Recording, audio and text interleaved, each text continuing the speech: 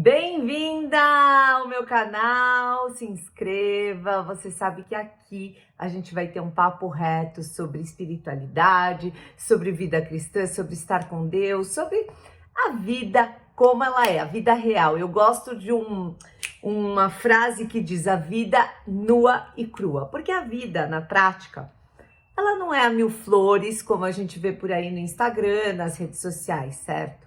Inclusive, eu tô pensando muito a respeito dessa vida paralela que a gente está tendo, tá? A gente está ouvindo muito sobre o metaverso, a gente teve aí uma pandemia que a gente teve que se adaptar a essa vida virtual, então antes a gente tinha uma vida real muito mais, vamos dizer, era a nossa vida mesmo, e aí depois da pandemia a gente aprendeu a lidar com as redes sociais, e aí a gente passa a ter duas vidas, entre aspas, né? Uma nas redes sociais e outra fora das redes sociais. Então a gente escuta muitas pessoas falando, porque a vida não é como se mostra no Instagram. Por quê? O que a gente mostra no Instagram? A gente mostra alegria, felicidade, você tá sempre linda, né? Eu não, mas as pessoas aí famosas que postam estão sempre bonitas, estão sempre muito arrumadas, e é aquela pose chique, mas que a gente sabe que na vida real não é assim. E nós temos uma tendência muito grande de querer levar isso para a vida cristã, para a espiritualidade. Então, a gente cresceu ouvindo, eu não sei você, porém, eu cresci ouvindo, por exemplo, porque a vida na igreja é uma coisa, mas a vida lá fora é secular, né? É uma vida secular, você vai lidar com outras pessoas. E, querendo ou não, você agia de um jeito na igreja, e aí chegava na faculdade, chega no trabalho, chega na escola, você age de outra maneira. Ou seja, você tem duas personalidades ali dentro de você, a cristã e a secular. E aí chega uma hora que você começa a conflitar dentro de você, porque imagina, é horrível você ter que esconder uma coisa das pessoas, você não poder ser você mesma, você não poder realmente ser aceita do jeito que você é, né? A minha filha ontem, eu tô ensinando sobre como ouvir a voz de Deus, e ela falou assim, mamãe, eu ouvi ontem. Eu falei, me conta então. Ela falou, teve uma situação na escola que tem uma menina que ela tá meio que sendo isolada, porque ela tem uma personalidade realmente difícil, é uma menina que não é muito agradável, ela faz coisas que as meninas não gostam, então assim, ela tava sendo um pouco isolada. E na hora do almoço, a Catarina viu ela almoçando sozinha.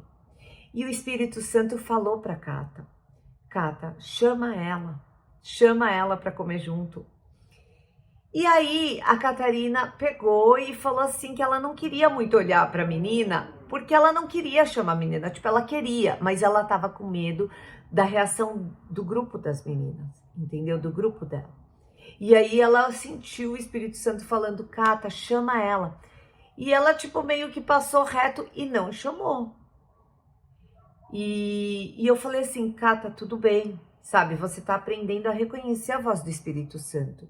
E essa é a voz do Espírito Santo, porque você, por você mesmo, você não ia querer chamar.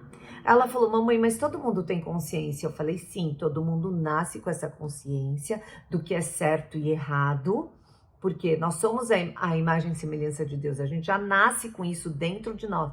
Mas o pecado vai deixando a gente anestesiado, né? Então a gente peca e daqui a pouco a gente tá achando que tá tudo bem deixar o outro isolado, tá tudo bem fazer bullying com a pessoa, que todo mundo faz, qual que é o problema de eu não fazer, certo? Tudo bem mentir, todo mundo mente, qual que é o problema? Então, aquilo que a gente não devia achar certo, virou certo. E o que a gente devia achar errado, virou certo. Ou seja, os nossos valores, os valores mundanos agora estão totalmente invertidos. E aí ela ficou nessa tensão interna de eu obedeço a Deus, eu sei que que eu também, se eu tivesse no lugar dessa menina, eu não ia querer estar sozinha, eu ia gostar que alguém me chamasse, ao mesmo tempo, o outro lado, ela com as amigas, tipo, sabe? Ela pensando, Cata, por que você chamou essa menina, entendeu? Ela é desagradável, a gente não quer sentar com ela. E ela acabar sofrendo um certo bullying, uma certa rejeição. E quantas vezes a gente não vive isso no nosso mundo, né? Aqui é uma coisa escolar, mas todos nós estamos sujeitos a isso a todo momento. Talvez não em grupinhos, mas a gente vive com esse conflito interno de eu não vou falar isso. Às vezes você tá num lugar, numa rodinha que todo mundo tá falando uma coisa e você pensa, eu não concordo, mas eu não vou falar nada porque eu não quero ser rechaçada, não quero ser rejeitada, não vou me mostrar, para que eu vou me tornar vulnerável? Mas muitas vezes a gente obedecer a Deus, a gente seguir a Cristo nesse mundo é justamente se tornar vulnerável. É justamente você andar contrário a esse mundo. O evangelho que Jesus nos convida a segui-lo, qual que é o final dele aqui na terra? É a cruz, é a morte. Claro, porque depois virá a ressurreição. É a vida que a gente vai obter através dessa renúncia, através de seguir, através da morte. Mas assim, a gente não pode achar que seguir Jesus é mil flores, é maravilhoso, é lindo, porque simplesmente nós vamos passar por aflições, preocupações, rejeições. Foi o que aconteceu com Cristo. Cristo foi rejeitado, Cristo foi perseguido. Por quê? Muitas vezes ele fez aquilo que o sistema religioso não queria. Porque o sistema religioso, as pessoas que mais sabiam da Bíblia, as pessoas que mais sabiam de Deus, entre aspas, que eram os fariseus e os mestres das leis, eles estavam no fundo buscando poder. Eles queriam dinheiro, eles queriam poder, eles queriam controlar. Eles não estavam buscando Deus de verdade. E por isso que quando Jesus veio à Terra, eles não reconheceram Jesus como Messias. Sim, alguns reconheceram e por isso seguiram Jesus.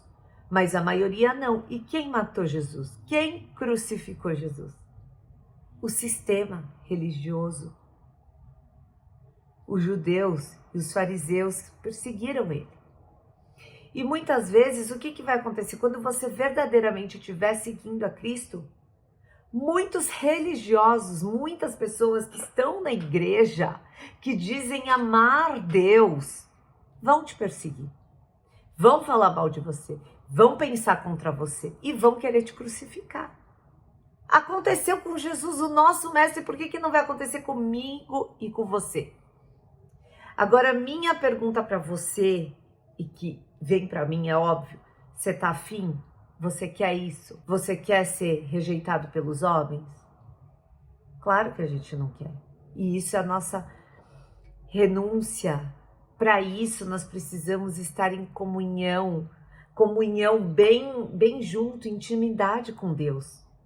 Porque Ele vai derramar esse amor, essa confiança que nós precisamos para enfrentar o mundo. Então, Jesus, ele era uma pessoa muito ocupada, mas ele não deixava de orar. Ele não deixava de passar tempo com Deus. Ele sabia que aquilo era a prioridade dele para o que ele veio fazer aqui na Terra e cumprir o propósito dele. Ele sabia que ele precisava beber da fonte. E para isso, ele acordava de madrugada, ele levantava de madrugada, ele orava de madrugada. Então, você não tem desculpa para não orar. Você não tem desculpa para não buscar. Ah, porque eu sou muito ocupada, porque eu não tenho tempo, porque... Gente, mais do que Jesus? Acho que não. Jesus, ele saiu, o pessoal, o povo pediu oração, queria estar com ele, ficava empurrando, queria estar onde ele está.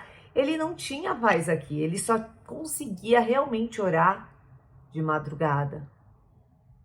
E esse é o nosso chamado.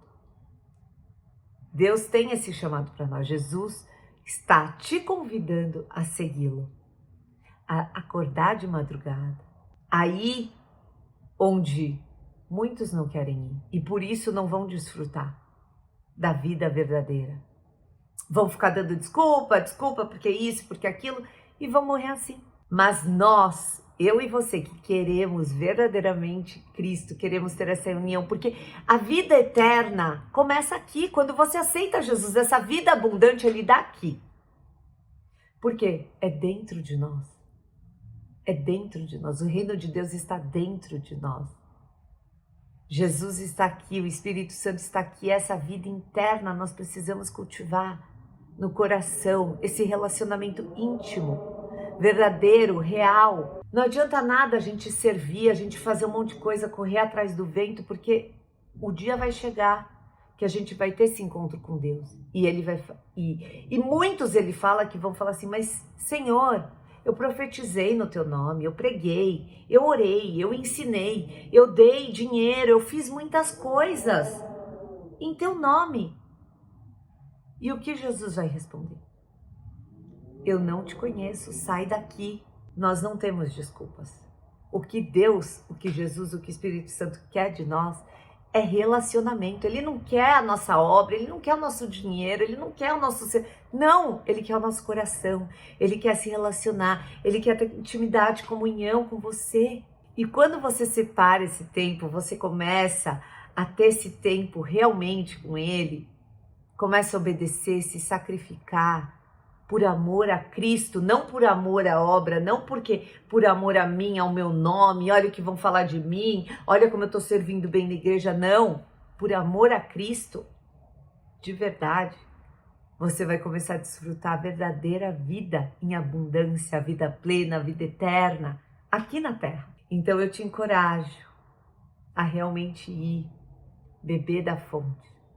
A fonte verdadeira, que pode te dar tudo aquilo que você necessita para viver. Que você possa passar esse tempo, cultivar esse relacionamento com Deus e experimentar e desfrutar do quanto Deus é bom. Um grande beijo!